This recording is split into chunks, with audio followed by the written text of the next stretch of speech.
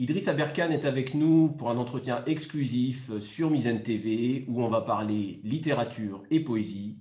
C'est tout de suite, restez avec nous.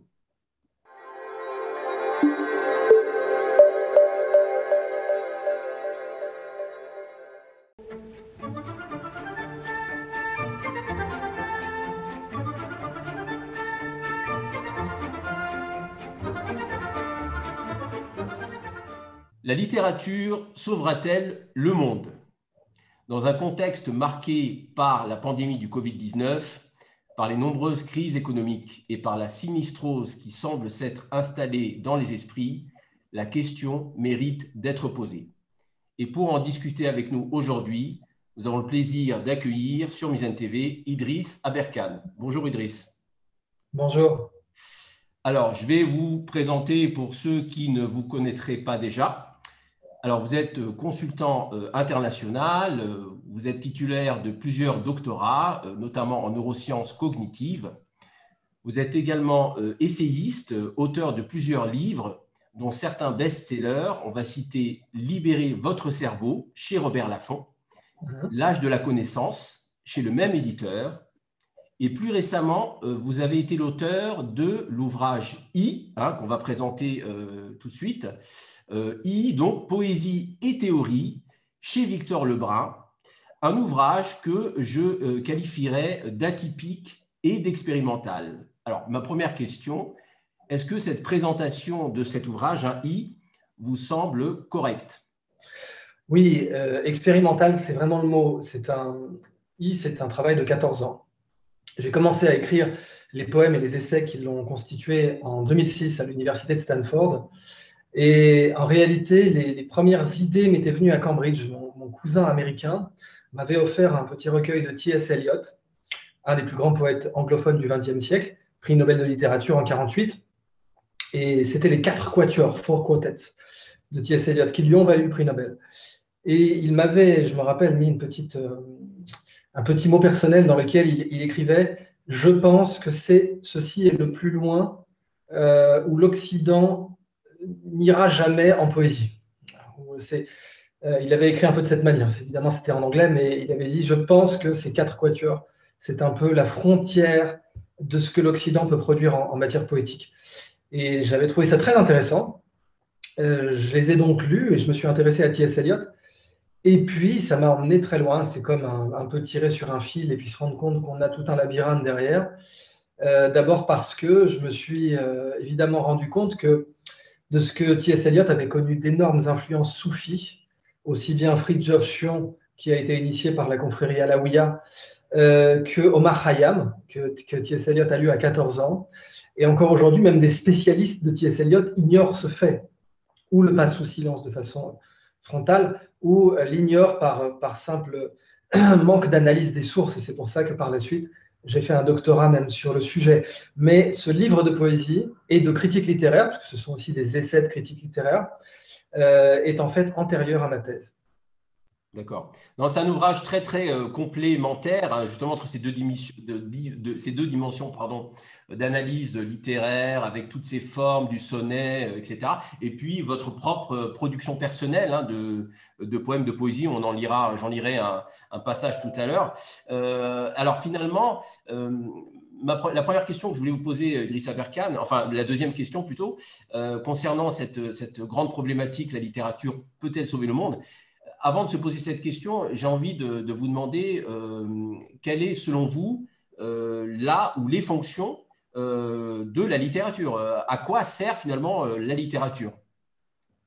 Donc pour moi, la littérature, elle n'a qu'un seul objectif, c'est la conscience.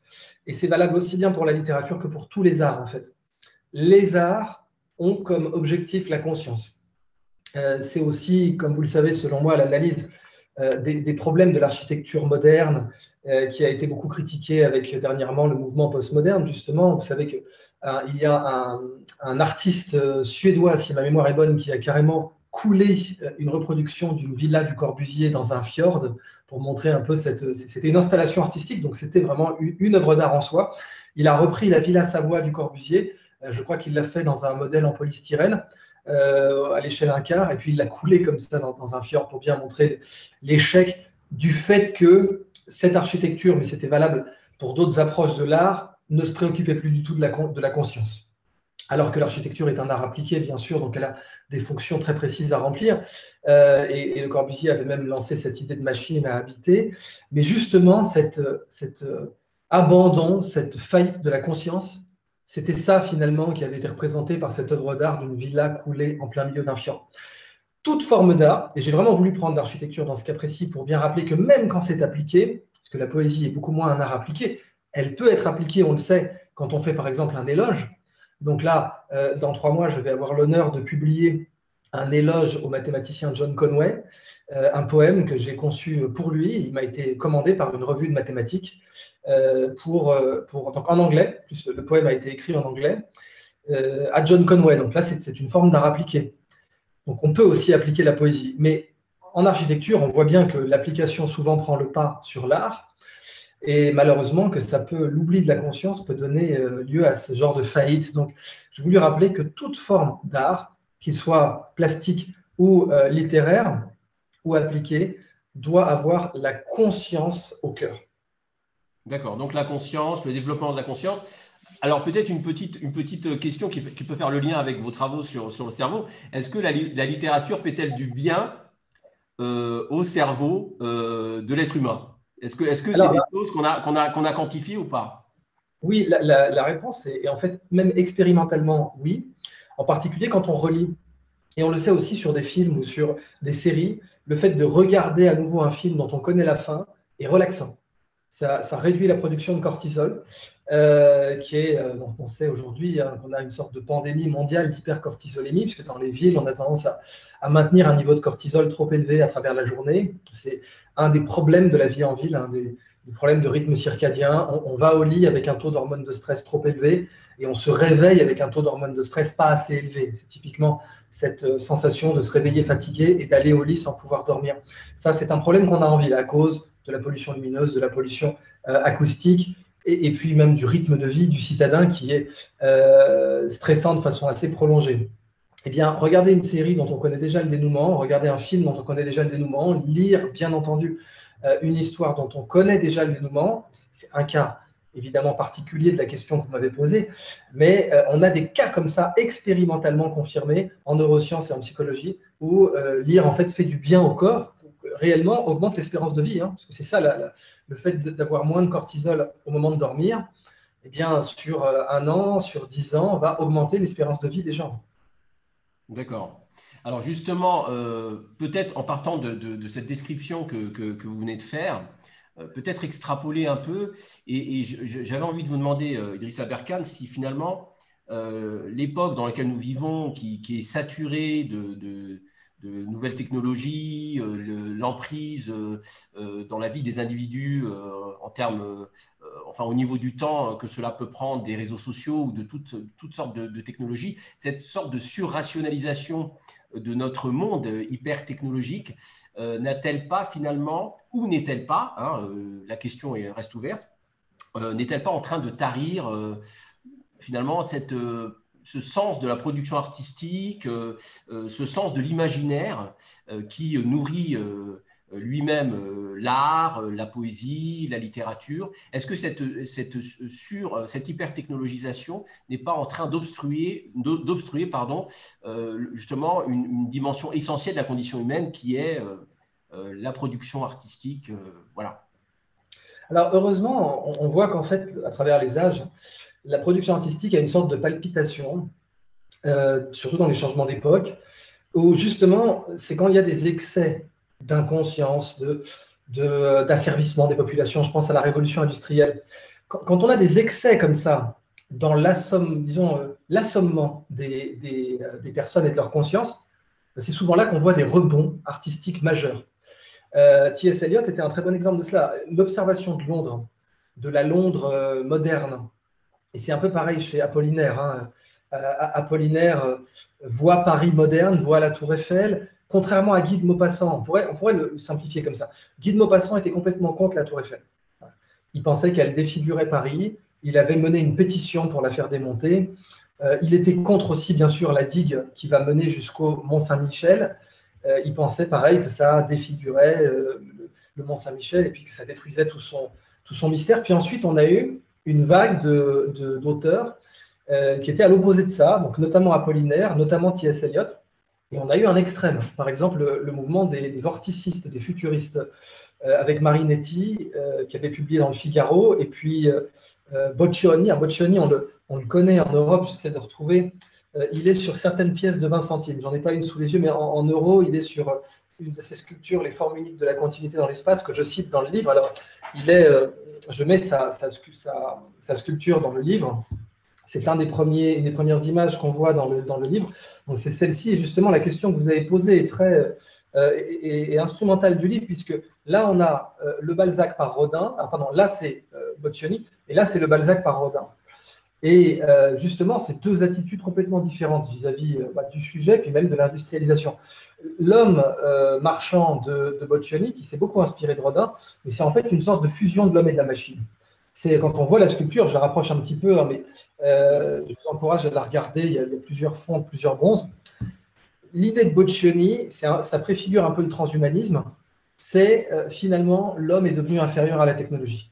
Alors, Boccioni dit une voiture qui fonce à 100 km/h, c'est évidemment le maximum qu'une voiture pouvait faire à l'époque. Une voiture qui fonce à 100 km/h, c'est plus beau que, je crois, la Joconde ou un truc comme ça, enfin que les œuvres d'art du passé. Donc, un excès total. C'est aujourd'hui que, évidemment, on préfère le patrimoine artistique de Léonard à une vieille voiture, même de collection, même qui vaudrait plusieurs millions d'euros de l'époque. Donc, on a comme ça des pulsations. Et ces assommements industriels donnent souvent lieu à des chefs-d'œuvre artistiques.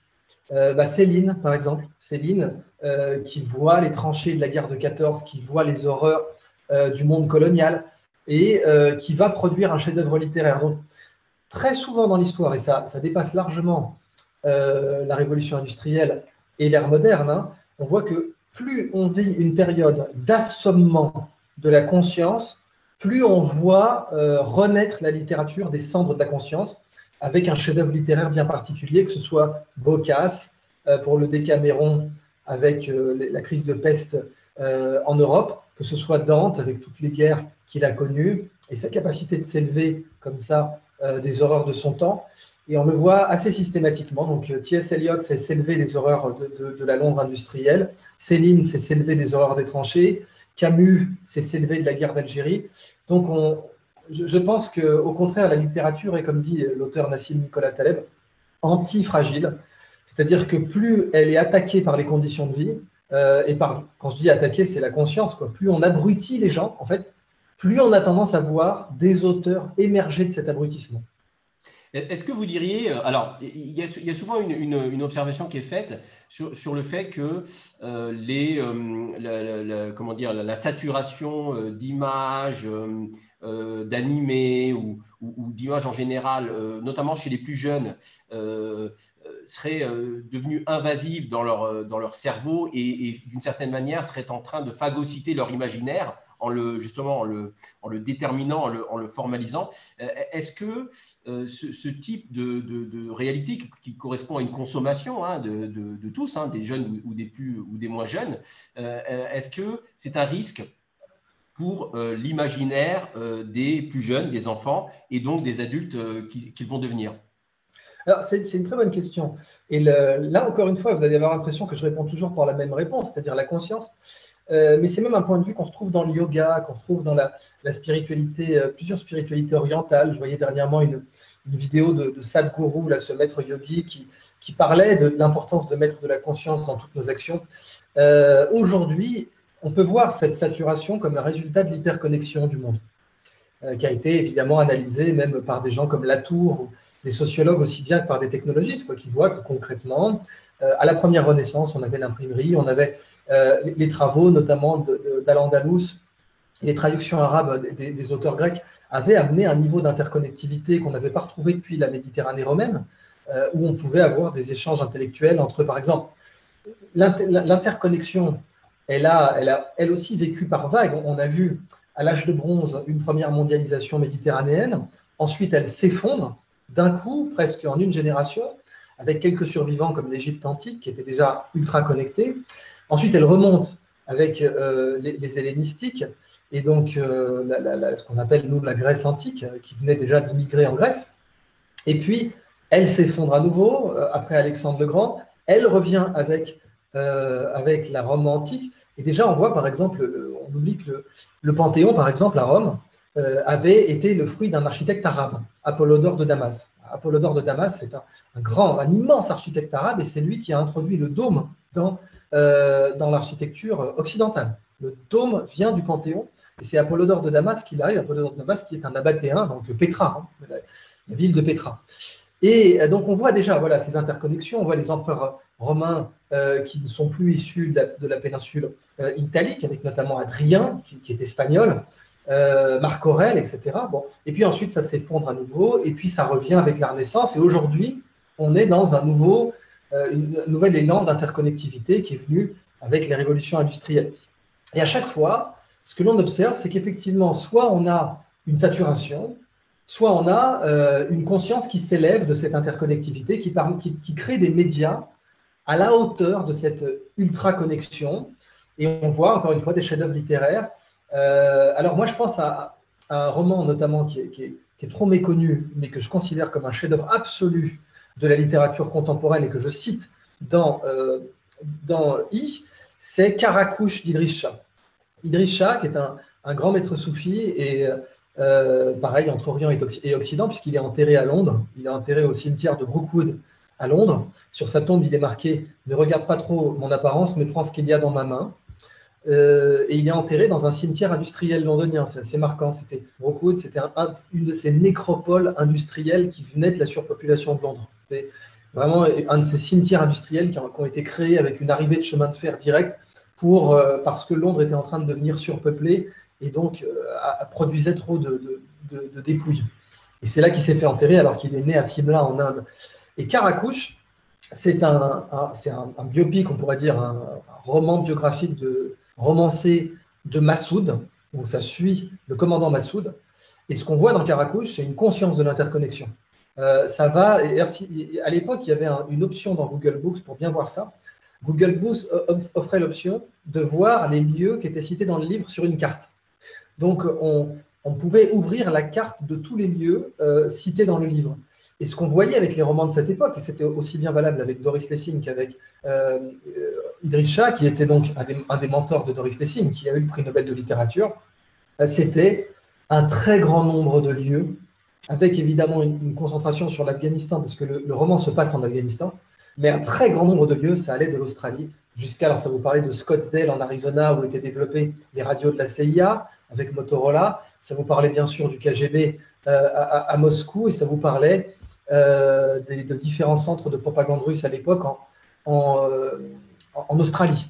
Donc, c'est remarquable, cette interconnexion, quand elle est bien utilisée dans un roman, elle vous donne des chefs-d'œuvre. Mais ce qui fait la différence entre quelqu'un qui l'a subi et quelqu'un qui l'utilise pour produire une œuvre, c'est la conscience. Et donc, ça nécessite finalement, je peux conclure avec ce fameux aphorisme soufi sur « a-t-on le droit de boire de l'alcool en islam ?» Et c'est ce maître soufi qui répond « tu sais, ça dépend de la grandeur de ton âme. Si ton âme est comme une bassine, eh bien, si tu verses un verre de vin, ça va changer sa couleur. Si ton âme est comme l'océan, tu pourras y verser ce que tu veux, ça n'en changera pas la couleur. Et c'est bien sûr bien au-delà du vin, c'est la richesse, la célébrité, toutes les choses enivrantes du monde peuvent abrutir quelqu'un, comme elles peuvent, au contraire, l'amener à se dépasser. Donc on voit le roi Salomon, par exemple, est décrit comme cela, c'est-à-dire c'est un roi très puissant, très riche, qui possède une puissance temporelle et spirituelle immense, et qui parvient tout de même à être un sage, parce qu'il arrive à s'émanciper de cela. Et à l'opposé, on a Nabuchodonosor dans la Bible, les rois babyloniens qui, au contraire, sont enterrés par tous ces fastes et toutes ces richesses matérielles qui les abrutissent. Donc voilà, aussi bien des temps bibliques, c'était l'abrutissement des rois. Aujourd'hui, n'importe qui est un roi avec la capacité à consommer des contenus que même Louis XIV n'aurait jamais eu à Versailles. Je veux dire, on regarde une série Netflix, il y a plus de richesse de contenu, de diversité, je ne vais pas dire de richesse forcément artistique, même si ça peut se débattre, Mais il y a plus de diversité d'événements et de stimulation psychologique dans, disons, Narcos sur Netflix que les meilleurs spectacles que pouvait commander Louis XIV à Versailles.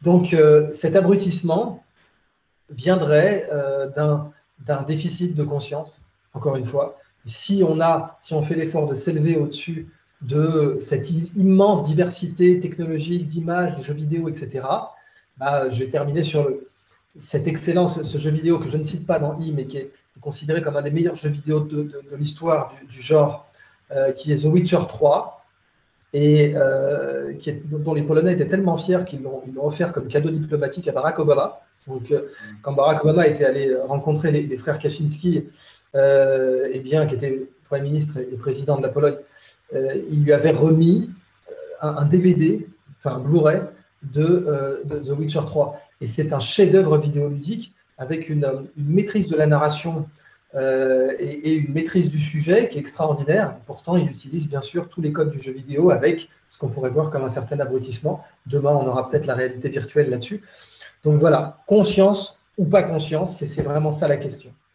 Donc finalement, pour résumer ce que vous venez de dire, les moments de crise apparaissent comme des moments de dépassement et donc de renaissance, peut-être, hein, si je peux exprimer les choses comme ça. C'est vraiment ça. Voilà. Alors justement, alors parler de votre ouvrage qui est vraiment extrêmement riche en termes de, c'est vraiment un carrefour intellectuel entre les différentes traditions, différentes cultures, différentes époques. Donc il y a une vraie richesse en termes de références dans cet ouvrage. Et ce qui m'amène justement au rôle de la poésie. Je voulais vous poser cette question sur la poésie. Donc la poésie qui est finalement un véhicule qui a l'air de conduire à la fois à une forme de damnation de l'être humain, quand on pense par exemple au poète maudit, les vers les plus sombres de Baudelaire, Race d'Abel et de Caïn par exemple. C'est un véhicule qui semble parfois conduire les poètes à une sorte de descente aux enfers. Et aussi, en même temps, la poésie est un véhicule qui nous transporte parfois vers d'autres sommets, une forme de transfiguration, élévation spirituelle, des élans, disons, un peu plus, des élans sacrés de l'âme. On retrouve ça dans des poésies religieuses, ésotériques. Donc finalement, on a l'impression qu'on a ici un double usage ou une double fonction. Et cette double fonction ne fait-elle pas de la poésie un art ambigu? Oui, c'est très bien dit. Alors, vous avez parfaitement compris mon ouvrage quand vous dites que c'est un carrefour, c'était le but. D'abord parce que moi-même, racialement, si je peux utiliser ce terme, ethniquement, plutôt pour être plus élégant, je suis donc moitié italien, moitié kabyle. En fait, même précisément, j'ai aussi du sang gaulois par ma grand-mère auvergnate, qui est enterrée en Auvergne d'ailleurs. Donc, c'était mon objectif, et c'est pour ça, bien sûr, que j'ai fait une thèse de littérature comparée sur l'Orient et l'Occident, de produire une œuvre qui soit au maximum un carrefour. Maintenant, la poésie, il faut se rappeler, est finalement une sécrétion de l'âme. Et comme l'avait dit Rumi, l'homme est un isthme entre ombre et lumière. Dans la mesure où l'homme est un isthme entre ombre et lumière, les sécrétions de sa conscience, les sécrétions de son âme, peuvent être lumineuses ou terrifiantes et obscures. Et c'est vrai qu'en matière artistique, je pense qu'une des plus profondes techniques, quelle qu'elle soit, c'est le clair-obscur, qui, bien sûr, à la Renaissance, a été transcendé par Léonard, parce que Léonard, finalement, on a assez peu d'œuvres de lui, donc il pouvait passer un temps fou sur une œuvre. La Joconde est un exemple assez bon, parce qu'il l'avait emporté avec lui précisément dans l'idée peut-être de la terminer, donc techniquement c'est une œuvre inachevée. Pareil pour la plupart des œuvres de Léonard réellement. Donc cette capacité à mettre un voile comme ça, d'huile un tout petit peu fumée pour essayer de jouer avec les ombres et les lumières, c'est quelque chose qui, en art plastique, peut donner lieu à des splendeurs, et on le voit avec Rodin aussi en sculpture, parce que Rodin est peut-être un des plus grands maîtres du clair-obscur en sculpture. Et en littérature aussi, bien sûr, c'est quelque chose qui peut donner des splendeurs absolues. Pareil, hein, pour Caracouche, hein, je pense vraiment que ce roman est sous-estimé. Hein. Je pense que c'est un chef-d'œuvre absolu de la littérature et des romans de guerre. D'ailleurs, Doris Lessing a dit que c'était le plus grand roman de guerre qu'elle avait jamais lu. Donc, devant L'Espoir de Malraux, hein, devant Shogun, devant toutes ces œuvres-là. Et dans Caracouche, vous avez un clair-obscur qui est remarquable, que je cite aussi dans le I, où on a un soldat, un pilote d'hélicoptère russe qui se crache et qui se retrouve dans la vallée du Nouristan. C'est une maîtrise du clair-obscur littéraire qui est splendide parce que d'un côté, c'est la guerre d'Afghanistan, c'est horrible. On a des viols, on a des horreurs, on a des gens qui se font sniper, etc. Et de l'autre, on a ce soldat russe qui s'appelle Nikodemov et qui se retrouve craché dans une vallée du Nouristan où en plus, à cause de l'hiver, il est obligé, il ne peut pas passer, les passes sont impraticables, il est obligé de pratiquer l'agriculture. Donc c'est un éloge façon Jean Giono, et en même temps, c'est un roman de guerre. Et cette maîtrise, alors Nouristan en plus, Nouristan ça veut dire le pays de la lumière, et Idriss Shah l'explique bien, il dit en fait au départ on appelait ça le Kafiristan, le pays des infidèles, et puis c'est un roi afghan qui a décidé de le rebaptiser Nouristan, parce que c'était une vallée magnifique où poussent des fruits incroyables, et d'ailleurs où ont été les compagnons d'Alexandre le Grand. D'ailleurs on sait aujourd'hui que le pakol, le chapeau qui est typiquement afghan, est en fait le chapeau des compagnons d'Alexandre le Grand. C'est complètement acté aujourd'hui en archéologie. Donc, cette maîtrise du clair-obscur. La poésie, je pense, est le genre littéraire, la forme littéraire plutôt, qui offre le plus grand potentiel en matière de clair-obscur. Je pense, c'est juste mon opinion, mais je pense que... pourquoi? Parce que on pense que nos ancêtres ont connu une période où ils s'exprimaient entre guillemets en poésie. C'est-à-dire que comme il n'y avait pas d'articles, comme il n'y avait pas d'utilisation administrative de la langue, on concaténait des notions ensemble directement. Et c'est ce qu'on essaie de faire aujourd'hui avec la poésie. En plus, le problème de la langue française, c'est que c'est une langue qui a été corrompue par son usage administratif. La sursaturation, bon, la langue française est une langue d'origine bien sûr gallo-romaine et plus latine que gauloise maintenant, même si elle a encore beaucoup de mots empruntés aux Celtes et aux langues gauloises. Mais la grande différence entre le français et le latin, c'est que dans le latin, comme c'était une langue gravée dans la pierre, rien n'était inutile. Aucun caractère n'était inutile. Parce que quand vous devez graver chaque mot écrit dans la pierre, le concept de lettre muette, par exemple, ça ne vous parle pas. Il n'y a pas de lettre muette dans le latin. Et ça donnait au latin une concision extraordinaire. Une langue incroyablement concise. Et l'arabe aussi, une langue incroyablement concise. Avec les langues sémites, en plus avec leurs racines, leur système de racines, etc., sont des langues très concises. Mais le français a perdu sa concision parce que les moines copistes facturaient à la lettre. Donc on voit du temps de Rabelais des avec, CQUE, avec, que. Et on se met à complexifier. Et en plus, il y a l'Académie française par-dessus avec Richelieu et Mazarin. Et eux vont, vous savez, c'est le problème des guildes. Dès qu'on crée une guilde, on crée un jargon. On a envie de complexifier pour éviter, justement, pour augmenter la barrière d'entrée. C'est ce qu'on voit avec le mandarin en Chine. Hein. Le mandarin, qui est une langue concise dans la prononciation, mais insupportablement compliquée avec les caractères. Parce qu'elle avait été créée justement pour empêcher les paysans de la parler. Elle avait été créée de l'écrire, pas de la parler, mais de l'écrire. Donc il fallait pouvoir administrer le royaume, l'empire, et donc il fallait que les mandarins puissent directement empêcher les marchands ou les paysans de pouvoir les contourner. Donc il fallait que les actes administratifs soient contrôlés par le pouvoir central.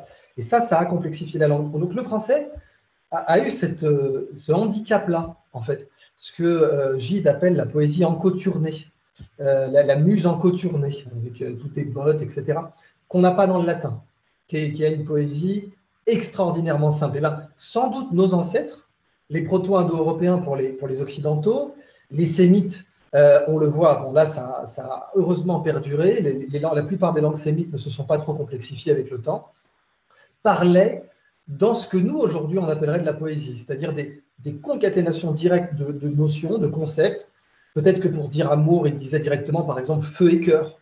Peut-être. Et c'est des théories qu'on retrouve chez les proto-indo-européanistes qui sont spécialistes des origines donc des langues indo-européennes, que sans doute, je voyais dernièrement, on parle des commémorations de Napoléon. Napoléon, son étymologie, ça serait le proto-germanique nébulase. La première fois qu'on voit le mot Napoléon, c'est chez la famille Orsini en Italie, qui a des origines germaniques. Et avec les invasions barbares, etc., de la péninsule italienne. Les Orsini, qui vont, je crois, donner quelques cardinaux et quelques papes à l'Italie, avaient des origines germaniques. Et donc, ce Napoléon qu'on retrouve au XIIIe siècle, en fait, aurait comme origine nébulase, qui veut donc dire le brouillard, ou ça a donné nébuleux, hein, donc le brouillard ou la brume basse. Et c'est assez marquant de voir ça. Donc, très certainement, vous savez que l'étymologie me fascine et que ça m'a fasciné aussi dans mes conférences de savoir que pour nos ancêtres, les ancêtres aussi bien sémites que proto-indo-européens, jardin et ville avaient la même étymologie. Et d'ailleurs, à une époque, nos ancêtres utilisaient le même mot pour décrire les deux, puisque, au fond, un jardin et l'ancêtre d'une ville, c'était le même endroit où on restait, où on quittait le nomadisme. Donc, peut-être, pour conclure, peut-être que nos ancêtres s'exprimaient dans quelque chose qui ressemblerait à de la poésie d'aujourd'hui. Et c'est pour ça, selon moi, que la poésie pourrait offrir la plus grande puissance de clair-obscur. Alors justement, pour faire le lien entre la chute de votre intervention, on voit bien que la poésie a toujours joué un rôle fondamental dans la constitution, par exemple, dès les présocratiques qui s'exprimaient en sentences, en maximes, en vers. On a vu, même à l'époque moderne, quelqu'un comme Hölderlin, le poète allemand, qui a exercé une influence majeure chez Heidegger, hein, par exemple, avec cette idée que la poésie, c'était un canal de la vérité de l'être, qui menait vers la vérité de l'être. Donc là, il y avait une espèce de jonction entre ontologie ou poésie. Vous rappeliez aussi tout l'apport et la contribution de la poésie soufie, hein, donc pareil, pour exprimer des doctrines spirituelles, ésotériques. Donc on voit très bien comment la poésie a joué un rôle fondamental dans différentes civilisations. Aujourd'hui, alors je ne suis pas spécialiste de la poésie contemporaine, si tant est qu'elle existe dans sa richesse, mais on a quand même l'impression qu'aujourd'hui, la poésie, enfin aujourd'hui, depuis un certain temps déjà, que la poésie semble absente, semble en voie de disparition. Est-ce que la poésie peut tout de même renaître de ses cendres, comme tel le phénix, je dirais? Là aussi, merci pour cette excellente question. Je suis convaincu que oui. Je suis convaincu que la poésie a toujours eu ses vagues, un peu, hein, avec en quelque sorte des phases de la lune. Ça plairait beaucoup à la mouvance New Age.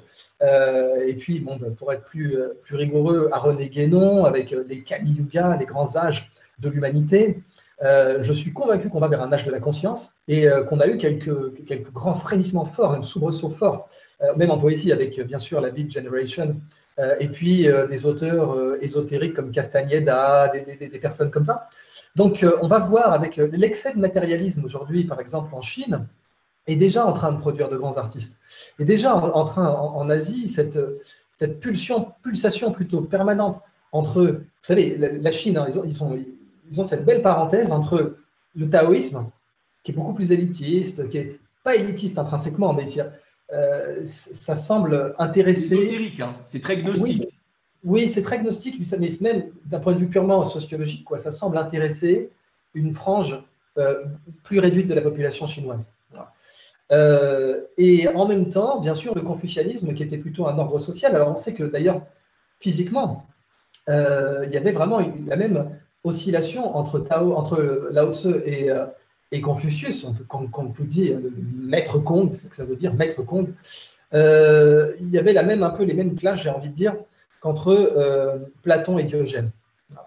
Et Diogène, c'est l'anti-Platon, et un des grands problèmes de notre société, et selon moi même de l'académisme actuellement, vous savez que je suis très critique vis-à-vis de l'académisme, c'est justement qu'on n'a plus Diogène pour équilibrer Platon. On a, du temps de Platon, on avait un Diogène pour l'équilibrer, dans ses excès, notamment quand Platon disait, voilà, un homme c'est un bipède sans plume, et que Diogène arrivait en montrant un poulet plumé, en disait, ben voilà l'homme de Platon, pour bien montrer les limites de la pensée orthodoxe académique.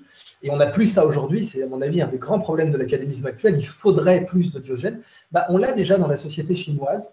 Lao Tse va mettre une sorte de claque philosophique à Confucius. Ils vont se rencontrer, et Confucius était plus jeune, et ils vont se rencontrer dans une bibliothèque, et Lao Tse va lui mettre une grande claque philosophique. Donc, dans ces oscillations-là, se trouve un espace totalement propice à la poésie. Et c'est justement les excès de matérialisme, et je pense évidemment que l'Asie va nous impressionner, on le voit déjà dans les arts plastiques, hein, et on le voit déjà, il y a une sculpteuse chinoise qui est en train de faire un renouveau néoclassique assez marquant, j'ai oublié son nom, je vais vous le retrouver là en direct, parce que c'est vraiment quelqu'un qui est très impressionnant dans la rigueur, et elle aurait vraiment, à mon avis, elle aurait marqué carrément Michel-Ange, quoi. Tellement elle a une rigueur, donc elle s'appelle Liu Lirong. Liu Lirong. Liu Lirong. Et c'est une artiste née en 1980, qui s'est établie en Belgique, et elle est chinoise. Et ses sculptures sont d'une qualité artistique, même si elles sont, on les appellerait nous vaguement néoclassiques pour faire un peu académique, mais elles transcendent largement le néoclassicisme, et on sent l'influence chinoise dedans. Donc, toute cette génération d'artistes orientaux, à mon avis, va nous mettre une sacrée claque. Et comme justement aujourd'hui, vous savez que je suis très sceptique de la mondialisation d'un point de vue matériel, mais je ne suis pas sceptique de la mondialisation d'un point de vue, du point de vue de l'expérience. Je pense qu'une chose qu'on doit mondialiser, c'est l'expérience. Qu'un pays profite de l'expérience d'un autre pays, ça c'est un bon aspect de la mondialisation. Eh bien, grâce à la mondialisation de l'expérience, on va rapidement voir, à mon avis, des générations d'artistes, on les a sans doute déjà. Je pense qu'effectivement, depuis la Beat Generation, on a manqué, alors même si on a eu quand même Seamus Heaney, hein, qui s'est illustré dans les années 80, c'est pas si vieux, et qui est un poète extraordinaire, qui a eu le prix Nobel de littérature, et qui a un poème au niveau de Yeats. Donc voilà, vous savez, pour conclure, il y a un phénomène écologique, ce sont les feux de tourbière. Et les feux de tourbière, ils peuvent durer 10 ans. On peut avoir des braises sous une tourbière qui reste chaude pendant 10 ans, et qui consomme de l'oxygène très lentement, et puis ensuite, pouf, ça part d'un coup, et on a le feu qui part. Donc je pense que la poésie contemporaine, c'est vraiment ça. C'est un feu de tourbière. On a, je le déplore, et le critique littéraire français, Juan Asensio, est particulièrement virulent là-dessus, mais je suis tout à fait d'accord sur le fond de ce qu'il dit. On est en train de faire des poètes pour l'agrég en France, par exemple. On est en train de faire des poètes qui sont fléchés pour l'agrégation, pour être au sujet de l'agrégation. Comme avant, on faisait des musées pour les œuvres d'art, et que maintenant on fait des œuvres d'art pour les musées, bah, on est en train de faire des poètes qui sont fléchés pour l'administration. Et ça, évidemment, c'est une catastrophe. Ça, évidemment, c'est une catastrophe. Mais l'histoire va, il faut se rappeler que combien il y avait de poètes du temps d'Henri IV, de poètes de cour, et combien il en reste aujourd'hui. Combien il y avait de poètes du temps de Cyrano de Bergerac, et d'ailleurs, Rostand se moque bien d'eux, hein, avec l'Académie française, quand il dit « tous ces noms dont pas un ne mourra, que c'est beau », il dit ça dans Cyrano de Bergerac. Bah oui, parce que voilà, il en cite un, je me rappelle de son nom uniquement parce que ça rime avec membre. Il dit l'Académie est là et j'en vois plus d'un membre, machin, bidule et Courreau de la Chambre. Je me rappelle juste de Courreau de la Chambre parce que ça rime avec membre. Et voilà, et puis il conclut en disant tous ces noms dont pas un ne mourra, que c'est beau. Donc oui, tout ça, ça existe et ça va disparaître. Ça sera enseigné à la grecque pour rigoler, mais ça n'aura pas de présence littéraire majeure. Ça n'empêche pas qu'il y aura évidemment des Baudelaire de demain, qui à mon avis évidemment sont déjà nés et sont déjà même en train d'écrire, et qui vont transcender cette période assez aride en matière poétique. Alors Idrissa Berkane, je voulais citer ce vers que vous citez vous-même dans votre ouvrage I, hein, c'est un vers de Léopardi, pardon. Le poète est semblable à ce prince des nuées qui hante la tempête et se rit de l'archer. Exilé sur le sol au milieu des huées, ses ailes de géant l'empêchent de marcher. Et Alors, justement, vous avez fait un lapsus, là, vous avez dit Léopardi, alors c'est Baudelaire, mais c'est un lapsus excellent d'avoir fait ça parce que… ah pardon, les- alors autant pour moi. Non, non, non, mais c'est parfait parce que Léopardi avait parfaitement ce point de vue-là. Donc ça, c'est l'Albatros de Baudelaire. D'accord. Et parce Baudelaire avait voyagé à l'île de la Réunion, en fait, et très certainement parce que ses parents l'avaient dit allez, ça te fera les pieds, tu vas aller en Inde. Et il n'est pas allé jusqu'en Inde, il s'est arrêté à l'île de la Réunion. Et il avait vu très certainement dans son voyage des marins jouer avec un albatros. Et en fait, Léopardi avant Baudelaire avait parfaitement ce point de vue-là. On les a souvent rapprochés pour ça. C'est-à-dire Léopardi, en plus, il était bossu physiquement. Et ses contemplations poétiques l'empêchaient d'avoir quasiment la moindre vie matérielle normale, quoi, hein. Il était noble, donc il pouvait être entretenu par sa famille, mais Léopardi avait une vie matérielle très souffrante, quoi. Donc Justement, alors je voulais rebondir sur cette citation donc de Baudelaire et pas de Léopardi. Donc ces ailes de géant l'empêchent de marcher finalement. Ça confirme un peu cette idée que le poète serait cet éternel inadapté, inintégrable au monde des hommes, une sorte d'étranger à ce monde. Et donc, dans ces conditions, comment le poète peut-il transformer ce monde sur lequel il n'a pas prise? Et là aussi, la réponse est toujours la même. Vous allez me dire, c'est vraiment le joker, c'est la conscience. Parce qu'on a vu tout en matière poétique. Dante, par exemple, a été général, mais il a été condamné à mort. Donc, Dante a eu un succès matériel dans sa vie. On a eu des poètes qui ont vécu de leur art, comme Jean Cocteau. Jean Cocteau était riche. Et d'ailleurs, c'est marrant, j'ai cité carrément Philippe Bouvard. Voilà, Philippe Bouvard qui a traversé le XXe siècle et une grande partie maintenant du XXIe. Philippe Bouvard avait dit quand il était petit, il avait vu, c'était je pense sur la Croisette, sur la Côte d'Azur. C'est audacieux si tu vas à côté des autres Ouais, je fais exprès parce des que grands noms que vous avez cités aussi. c'est marquant parce que Philippe Bouvard était là, il se rappelle, il était tout petit, et il voit passer quelqu'un, et c'est son père qui le fait, c'est Jean Cocteau, le poète. Et il voyait passer un dandy plein aux as, qui devait passer quelque part entre le Negresco, qui fréquentait les meilleurs hôtels, etc. Donc Philippe Bouvard dit, moi à cette époque, je croyais, j'avais appris, j'ai grandi dans l'idée qu'un poète, c'est quelqu'un de riche. C'est ça que je voulais dire, c'est qu'on a tout vu en poésie. On a vu des poètes qui effectivement étaient dans l'opulence et qui ont été bons dans l'opulence. Jean Cocteau est très loin d'être un mauvais poète. Et puis on a vu des poètes effectivement qui n'étaient bons que dans la souffrance absolue. On a eu des auteurs qui étaient bons dans l'opulence comme Proust, qui était quand même un anti, quoi, hein, il n'y a pas de problème. Et on a eu des auteurs qui justement ne pouvaient exceller comme Jacques Kerouac que dans la quasi-misère. Donc, on voit que tout, c'est vraiment comme de la botanique. Il y a des plantes qui poussent sur des sols pauvres et il y a des plantes qui poussent sur des sols uniquement très riches, uniquement volcaniques et riches en nutriments. Donc, en poésie, c'est vraiment la même chose. On a Paul Valéry qui a eu une chaire au Collège de France, qui d'ailleurs, lui, disait il ne peut pas y avoir de poésie philosophique. Alors que c'est marrant, sa poésie est un contre-exemple. Vigny est un grand représentant de la poésie philosophique. Oui, tout à fait. Vigny, c'est oui, en poésie francophone, c'est peut-être un des plus grands. Mais c'est vrai que j'ai tellement un faible pour Valéry que oui, c'est tout à fait exact. Donc, voilà, on a vu des poètes qui étaient des éternels inadaptés. On a vu des poètes qui, par exemple, c'est marrant, enfin, T.S. Eliot, il était représentant de la banque Lloyds. Voilà, à Londres, il était au civil de la banque Lloyds. Ezra Pound, on connaît son destin tragique. C'était un fasciste de première bourre. Il a écrit les Pisan Cantos dans une prison près de Lavagna. Et il était dans une prison ouverte aux éléments. Il a commencé à écrire ça sur du papier toilette qui lui a été donné par un soldat américain noir, malgré tout le fascisme et le racisme de Ezra Pound, et ça va beaucoup l'amener à réfléchir. Et Ezra Pound reste un génie poétique malgré le caractère odieux de sa personnalité au civil.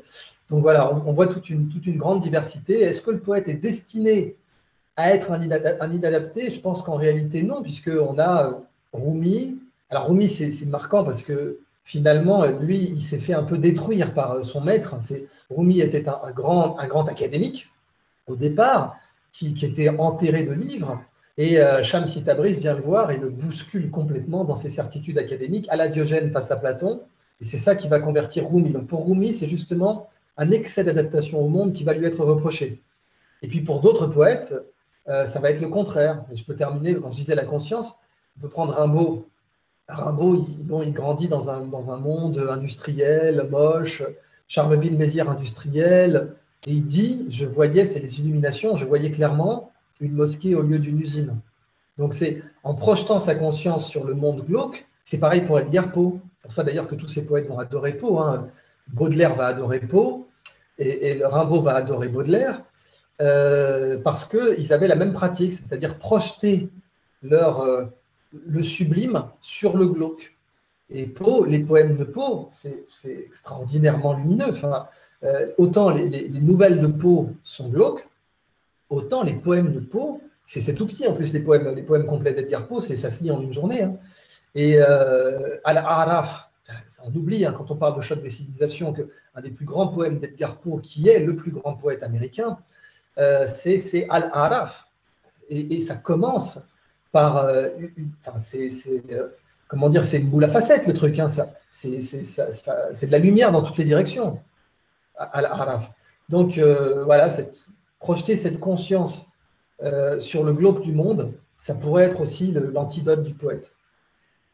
Merci beaucoup, Idriss Aberkane. Je vais terminer cet entretien je vais juste faire une citation. Je voudrais quand même partager avec nos auditeurs un passage d'un des poèmes que vous avez écrit hein, dans cet ouvrage, hein, I, hein, dont je rappelle I, Poésie et théorie, chez Victor Lebrun. Voilà. Donc, on retrouve, voilà, on va mettre la référence. Il se trouve page 209. Et donc, je vais citer un extrait. Voilà, page 209. Donc, c'est quel poème ça, page 209? Alors, c'est The Love Waltz of A. Tower. Ah oui, Alan Tower. Ah, merci, c'est très gentil. C'est un poème que j'ai dédié au professeur de Stanford qui m'a hébergé chez lui quand j'étais à Stanford. Et c'est une référence à The Love Song of J. Alfred Prufrock de T.S. Eliot. Donc, un poème en hommage. Donc, je vais réciter les premiers vers hein, de ce poème hein, qui a une certaine longueur. Roi des hommes, fais-moi homme, je t'en prie. N'était qu'une lassitude de langue cessant suavement de m'étrangler. Il n'est aucun début à celui qui te chante et s'élève en passé de vertes calamités. Donneras-moi, je t'en prie, le fardeau insensé. Il se voit dans le sourire des enfants qui poussent. Roi des hommes, je suis montagne, et l'ivresse des raies glacées renvoie mes orses laminés vers des salaires passés. Voilà, je m'arrête là. Le poème est plus long. Je renvoie les lecteurs à cet ouvrage qui est vraiment extrêmement riche et qui pourra satisfaire, je pense, comme vous l'avez cité, je peux vous le gloser un tout petit peu si vous me le permettez. Vous me dites si vous voulez que j'en fasse un petit commentaire juste de cette partie-là, ou si vous préférez que ça reste totalement mystérieux. En fait, ce poème s'ouvre sur un vers de Dante qui est donc que j'ai mis en exergue. Tu nota e siccome da me son porte così queste parole segna vivi del viver che un correre alla morte. Donc c'est quelqu'un en enfer qui dit note, Dante, s'il te plaît, note. Parce que, comme moi, ces paroles que je vais te donner, note-les pour que tu les donnes aux vivants dont la vie est une course à la mort. Donc, del viver che un correre alla morte.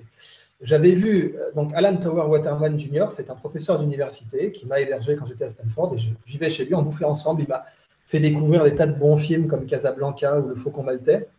Et il a traversé le XXe siècle. Et à cette époque, je réfléchissais beaucoup sur la condition humaine. Donc, par exemple, quand je dis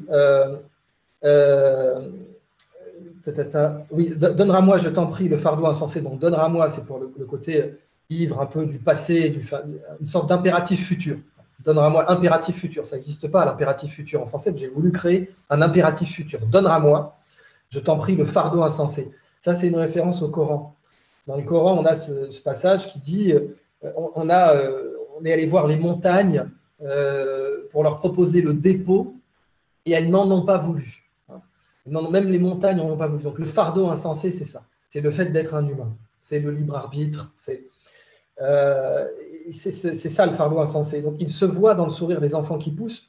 Oui, parce que les enfants, spirituellement, sont considérés comme en train de développer un ego. Alors, techniquement, on le développe tout de suite à la naissance, quoi, puisque l'ego, c'est après tout, au départ, un ensemble de fonctions pour protéger le corps, hein. Même d'un point de vue purement physiologique, l'ego, c'est au départ un ensemble de fonctions pour dire ça, c'est à moi, ça, c'est l'endroit où je suis. La territorialité dans l'ego, c'est un truc super important. La testostérone, qui est une hormone de la territorialité. On le voit quand les éléphants sont en rut, ils sont incroyablement agressifs, c'est super dangereux de les rencontrer. Donc, les enfants qui poussent, ils se voient dans le sourire des enfants qui poussent, c'est les enfants qui développent un ego. Ce fardeau, on commence à le voir naître, parce que les enfants, on peut penser même à cette photo légendaire de bébé Hitler, quoi. On voit un bébé, on voit toute l'innocence d'un bébé, puis on sait qu'il va devenir un des pires hommes du XXe siècle. Donc c'est ça, peut-être l'horreur ou le mystère de l'humanité, c'est un enfant, il n'a pas le dépôt, il n'a pas le fardeau, il n'a pas le libre arbitre encore. Petit à petit, il va le développer et on va le voir comme ça. Donc, roi des hommes, je suis montagne. Bah oui, la montagne, c'est qui a refusé de recevoir le fardeau.